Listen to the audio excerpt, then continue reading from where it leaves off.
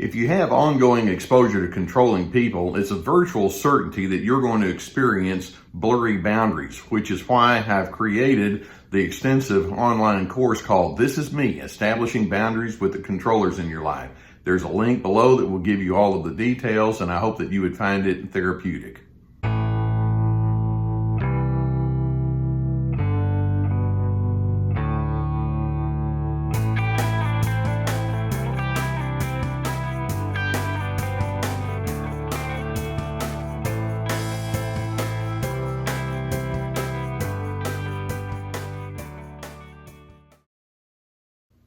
I know that as you're trying to come to terms with this whole topic of narcissism and you watch how these individuals are so invested in their need to be in control over you, they're so self-impressed and self-absorbed, it's only natural that you would ask the question, what in the world is going on inside that person's mind? What drives them to be this way? Now, today I want to focus on a primary ingredient that is part of the driving force of narcissism, and that's simply their lust or their hunger for power. Now, I want you to notice that with each of the defining features that we have of narcissism, if you look into it just even a little bit in a cursory way, you'll see that each of the ingredients of narcissism is tinged by that craving for power. Now, of course, we've mentioned that narcissism is all about one person trying to control another person. They have to be superior over other individuals. They can be very manipulative and exploited. They use people.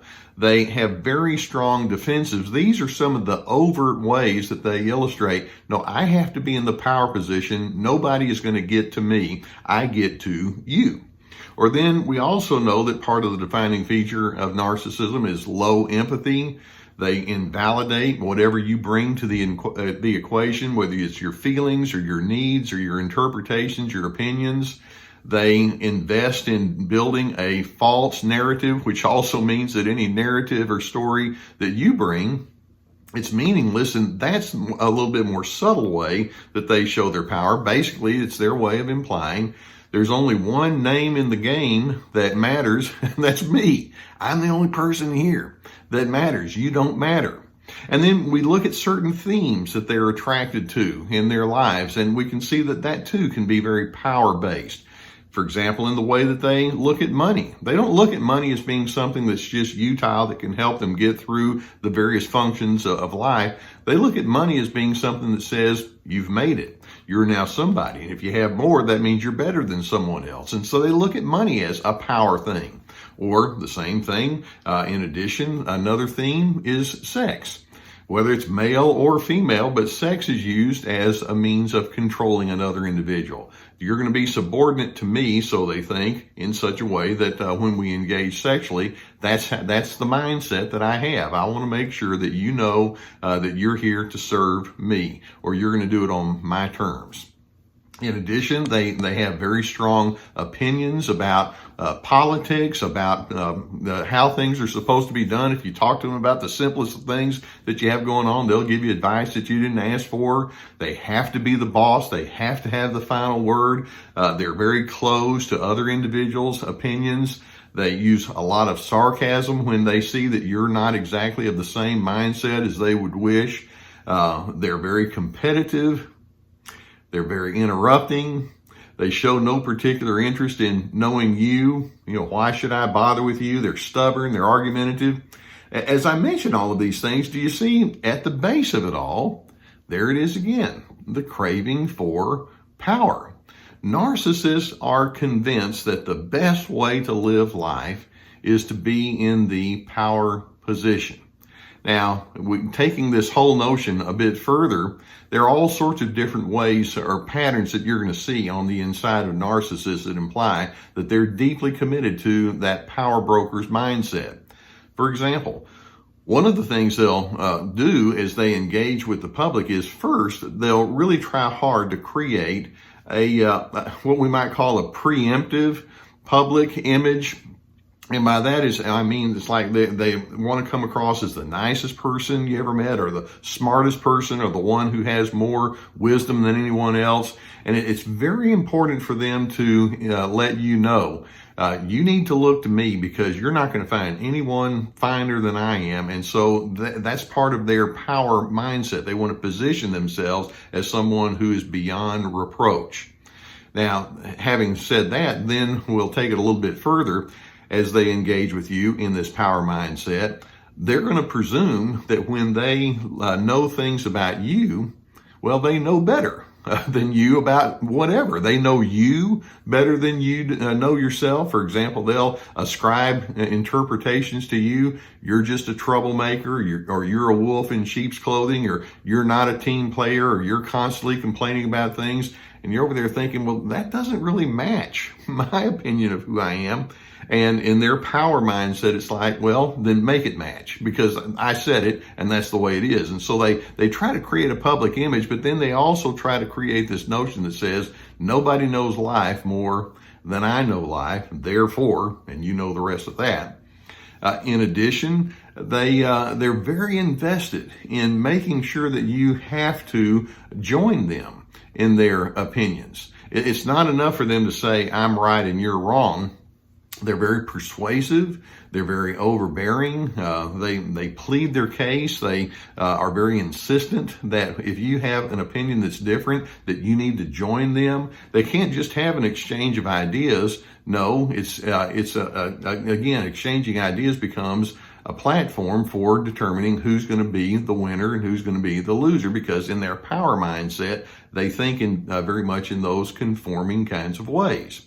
And speaking of conforming, then as they continue to engage with you, they're going to make sure that they punish you if you refuse to go along with their knowledge, such as it is, with their opinions, with their mindset.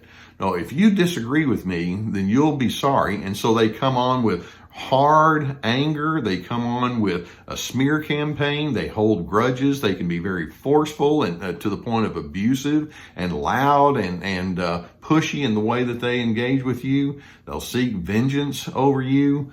They'll hold you in contempt. That's their way of saying nobody can come against me, and I mean nobody, and there is a price to pay if you do so. That's that power mindset that they have.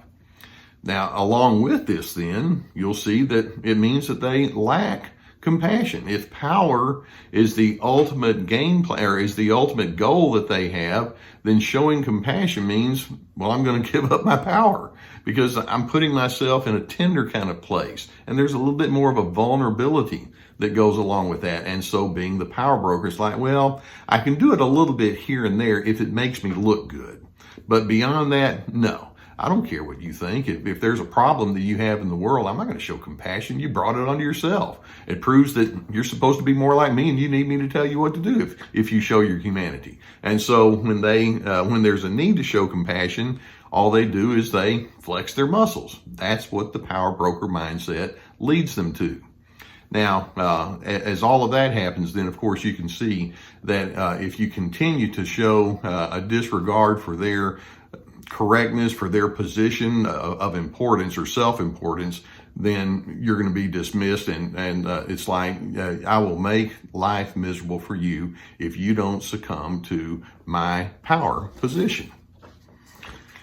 And when you just slow down and take even a cursory thought about why people do something like this, you realize that is not the mark of a healthy person. If you have to lord yourself in this overbearing and forceful and pushy way, what you're saying is, well, I'm afraid if I just talk to you in a regular tone of voice, I'm afraid that if I allow you to have the freedom to be you, I might be deemed as being unnecessary, and I can't let that happen. So rather than allowing you the freedom, which is, by the way, is part of a very healthy relationship, freedom, the privilege to choose who you're going to be and how you're going to think, no, I have to get in there and make sure you line up.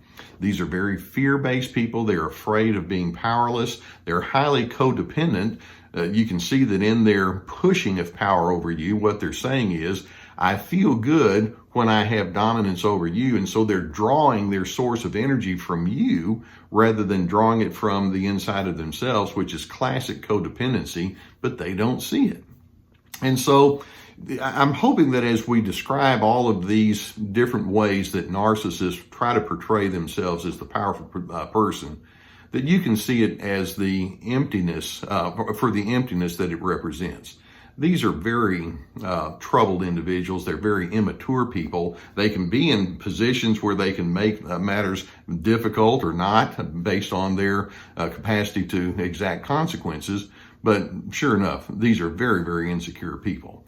Now, there's a low likelihood that you're going to be able to make them change. So that being the case, what you don't really need to do is try to go into a counter power kind of way. The best power that you can have is to not even get into the power game in the first place. If they want to go into an abusive position or mannerism with you, obviously you want to remove yourself and you want to set up stipulations and accountability and consequences for all of that. But then beyond that, it's a matter of thinking, I'm going to be the least beholden to you, Mr. or Mrs. Narcissist, as I can possibly position myself. Not impressed by your craving for power. What I'm impressed with is people that know how to have goodness and tenderness and vulnerability and openness. They stand for peace. They stand for patience. That's what I'm drawn to. And when you think of those kind of characteristics in comparison to what a narcissist is, it's like, it's night and day. They just simply can't go into that space. So on your side of the equation, I'm hoping that you can see the emptiness in their life and use it as a springboard to invest in what you know is good, having good values, having good priorities and principles, being that responsible person. And instead of saying, I embody the love of power, I'm hoping you would be able to say, no, I embody the power of love. That's a much better way to look at life, don't you think? Now, I hope that videos such as this give you some good food for thought. If you've not already done so, I would encourage you to hit that subscribe button, the notification bell that goes along with it. I know that many of you, as you are sifting this out, would think to yourself, I could use some therapy to help me through this. And if there's a therapist in your area, I would encourage you to seek that out. Or as an alternative, we have an online sponsor that provides therapy. There's a whole team of licensed professional therapists that can help you with this, and there's a link below that can take you to that, and you can find somebody that can work this through with you. I've been referring people to counseling, obviously, my entire adult life, and I'm a strong proponent in that. In addition, we have my courses, Free to Be, which is all about finding yourself despite the controllers. This is me establishing boundaries with the controllers. We have my books, Enough About You, Let's Talk About Me, and other books along the way as well. Many resources down below. I hope that you can see straight through this power grab that narcissists have and recognize it for the pitiable approach toward life that it is. And instead, I hope that you can position yourself to say, I want to be a giver of the good things in life. Kindness and love, civility. And in doing so, it positions you to be a person who lives in peace and a person who gives away peace.